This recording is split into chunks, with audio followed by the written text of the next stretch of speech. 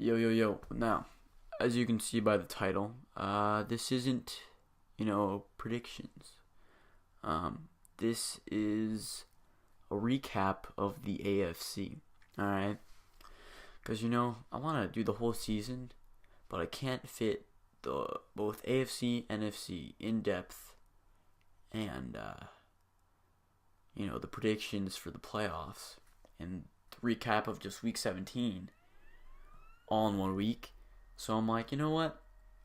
I'll do an AFC video, an NFC video, and a prediction video, and then just have links to each of them at the end of the video. So that's what we're doing here. And so we're gonna go north, south, east, west.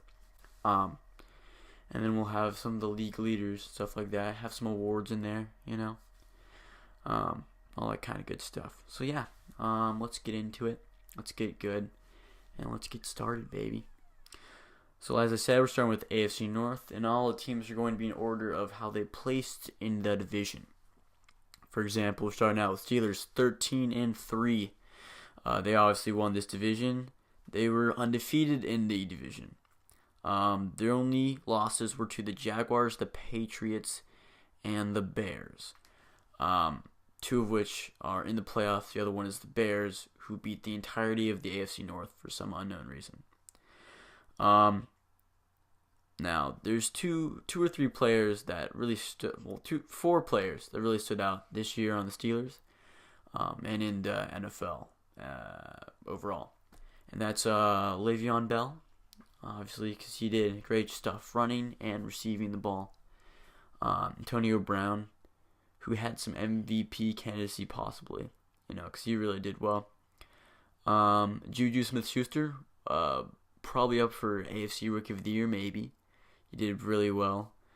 And Chris Boswell, because he just had so many game-winning field goals this year, or, field goals in games that were close, that if he hadn't made those, they wouldn't have won the games. So those are, four players really stuck out. I'm not going to have a lot of players for all of them. And then on defense, TJ Watt, also another rookie, did really well for them as well. And all that good stuff. So now, moving on to the Ravens. Now, the Ravens barely missed the playoffs after a failure to win against the Bengals, of all teams, in Week 17. All they needed was a win, and they were in. But they could not do it because Andy Dalton ruined their lives. Is Joe Flacco elite? No. Okay, glad we got that out of the way. Bengals. Bengals went 7-9. If I forgot to mention, Ravens were 9-7. Bengals 7-9. Third in the division, obviously. They kept the Ravens out of the playoffs, as I just said. And they didn't really do much else besides have Marvin Lewis have a bad season. And people making jokes about how he should get fired. The Browns. Well, the Browns went 0-16, and that's the second time in NFL history for a team to go 0-16. And that has both been since I was alive. Previous one was the Lions back in whatever year. It's not important. I don't really care. But they got Josh Gordon back, so that was pretty cool, after being gone for a couple of years. And they were 1-31 over the last two seasons. And that kind of sucks. So, yeah. The AFC South. Jaguars 10-6, won the division. The only division losses were to Tennessee. Those were stupid games. I didn't like those. First playoff appearance for them in 10 years. So, breaking streaks, They have arguably the best defense in the league. Probably in the AFC for sure, because they're just the best and stuff. They have lots of rookies and first-year players for the Jaguars. They did really well. Leonard Fournette, Keelan Cole, Calais Campbell, Marcel Darius, A.J. Boye, and just more and more and more. This was just really a good year for them. They got a lot of new players. Instead of rebuilding, they just kind of went straight to the being good part. So I'm cool with that. It's pretty dope. And they are the AFC's surprise Mr. Falcon team, which basically means no one really expected them to do as well as they did, or even close as well as they did. So that's pretty cool. Next is the Titans, who were 9-7, and they were the first wild card spot in the playoffs for the AFC. Their only loss in the division was to the Texans back when Deshaun Watson was still alive. This is their first playoff appearance in 9 years. So we got at least two, big playoff droughts ending so far. But they are also low-key trash, in my opinion. And it just so happens that both times they played the Jaguars, Blake Bortles threw multiple interceptions. So there's that. Next in the division is the Colts, who went 4-12. Their only division wins were against the Texans, which both times they managed to not play against Deshaun Watson. They have 0 wins against teams with a winning record. That's horrible. Not even like one random win on a team that started out really bad or ended really bad. They just had 0 in general. They are the AFC's "we'll blame the coach" team, which basically means they were bad, so they're like, all right, we're done. Screw it. You're out, big boy. And they fire their coach. There's other teams, that had bad coaching and that fired their coach, but I felt like this was the one that really stunk. And not just this year. Didn't have a great career overall with the team. In my opinion, that is. Yeah, they suck. The Texans 4-12. They were last in the division. The only win in the division was against the Titans, like I said, back when they had Deshaun Watson. And they win the AFC Injury Award because of all the injuries to their offense, defense, and just big important people such as Deshaun Watson, who was leading them to maybe an alright season, maybe wild card in the playoffs. But instead, he got injured and it was just bad for everyone, and it was very sad and depressing. Hopefully he gets to play next year and the Titans lose to them a lot so that the Jaguars do better. But anyways, that's all for the AFC South. Now the AFC East. Well, the AFC East winners were the refs, also known as the Patriots, who went 13-3, same record as the Steelers. Their only division loss was to the Dolphins. But the record should have been a lot worse. There's a lot of games early in the season where they squeaked by. Then there's multiple games where touchdowns were called back.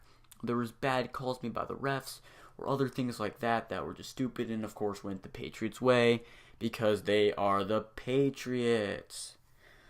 Everyone's favorite team. Next in the division is the Bills, who went 9-7. They were second division. First playoff appearance in 17 years. That is insane. They got in on the Ravens' loss, so they thanked Andy Dalton. They sent the Bengals a nice present after that win. Shady McCoy was a baller. He did real well in the season, but the issue was he got injured in their final game of the season, the regular season, and they're not sure if he's going to be either 100%. Well, he's definitely not going to be 100%. They're not sure if he's going to play in their first game against the Jaguars at all in the playoffs, which would definitely not help them at all. That's all for them. The Dolphins were 6-10, third in the division. Jay Cutler was their QB because of Ryan Tannehill's injury early in the season, preseason, before really anything got started. And having Jay Cutler as your only go-to guy is not really what you want, because I don't think Jay Cutler really cares if he's there or not, or if they win. He's just there to get paid so he can buy his cigarettes. Or whatever else he uses his money for. But the point of the story is that was just not good for them. They kind of sucked too. They're kind of one of the low-key sucky teams. Like, yeah, they were 6-10, but they were worse than 6-10. Their only real exciting game was when they beat the Patriots somehow, and Jay Cutler was like Jesus Christ reincarnated or whatever. But stuff happens. That's crazy. The Jets were 5-11. They were last in the division. They won one game on the road. Only one game on the road, and that's not very good. Josh McCown was a beast until he was injured, and that kind of ended their season, and they couldn't do much of anything after that, because that kind of killed their offense. So that was a bummer for them. Now the AFC West, the Chiefs were 10-6. They won the division. They won their first 5 and their last 4. They only had one win in between that. So they started and ended the season pretty well, but you kind of want to have a good season all the way throughout. So you get higher seeds, stuff like that. But hey, do you, man. Their only division loss was to the Raiders. And their offense did very, very well with Kareem Hunt being up there in the top 3. I believe in rushing yards, Tyreek Hill, top 10. Receiving yards, Travis Kelce was the number 1 fantasy tight end, if I remember correctly, or in the top 5 at least. And a lot of other people, Alex Smith did pretty well, stuff like that. The defense wasn't as good, but we can't have the perfect team. The Chargers went 9-7, started the season 0-4, which is probably what kind of their problem was there. If they had won those first couple games, or at least won a couple of them, not all of them, definitely would have made their chances of making the playoffs much better, and possibly the division as well. I believe they're the best team in the AFC not to make it. Not record-wise, because the Ravens still have a little edge of there, but play-wise and how they finish the season, especially after their 0-4 start, they just happened to have that 0-4 start, and that's what really killed them. They just took a while to get set up. The AFC MVP. Now, this is not just MVP, best player, because that's Tom Brady type people, because they were. These are the people that if it weren't for their team, they'd be trash. And I believe for the AFC, that is Phillip Rivers. Now, it was close. It was between him and Shady, but I believe Phillip can do it. I believe he was the reason that they were even close, because he would still have good games, and they would lose. So without him, they would definitely lose, every game. Well, not every game. They're not the Browns, but they'd be, you know what I mean. So he's the AFC's most valuable player. Phillip Rivers. The Raiders went 6-10. They were the AFC's most overhyped team. Last year they did really well. Derek Carr had a great season. Good running game, good passing game. Defense was played decently well. This year they got beast mode in the offseason. Still had Derek Carr, still had Amari Cooper, Michael Crabtree. It looked like a team that could contend for the Super Bowl with the Steelers and the Patriots, who were always there. And then they went 6-10, had a horrible season, couldn't really do much of anything against good teams. So that was real bummer. Because, I thought they were going to do well, and then they fell off a cliff. The Broncos kind of did. So that was a bummer. The Broncos were 5-11. They won one away game. So won one game on the road and had 3 different quarterbacks start. That's more than the Browns. They only had 2 start. I know, crazy. Simeon didn't do that great and got injured. Paxton Lynch didn't do great. He probably got injured. Brock, I think the same thing happened to him. I don't even know how Brock still goes to teams. He hasn't really done anything really that great ever. Not even in the year that I was like, oh, he's so good. It wasn't that great of a year for him. He kind of just traded off Peyton Manning. He was going to suck less. It just kind of worked out for him. His agent's really good. I wish I was an agent, later on in my life or whatever. The league leaders for the AFC in passing yards, Tom Brady with the runner-up being Phillip Rivers, pretty good. Rushing yards, Kareem Hunt with the runner-up being Le'Veon Bell. Receiving yards, Antonio Brown. Runner-up, Keenan Allen. Interceptions, Kevin Yard from the Titans. Runner-up, A.J. Boye and Eric Weddle. sacks Calais Campbell, and the runner-up Joey Bosa. Now, that's it for the AFC, but if you want to watch the video on the NFC, it'll be over here. It should be here right now. And the video for the wild card predictions should be in this general area. So go watch those. I mean, they're good videos too. And adios, my friend.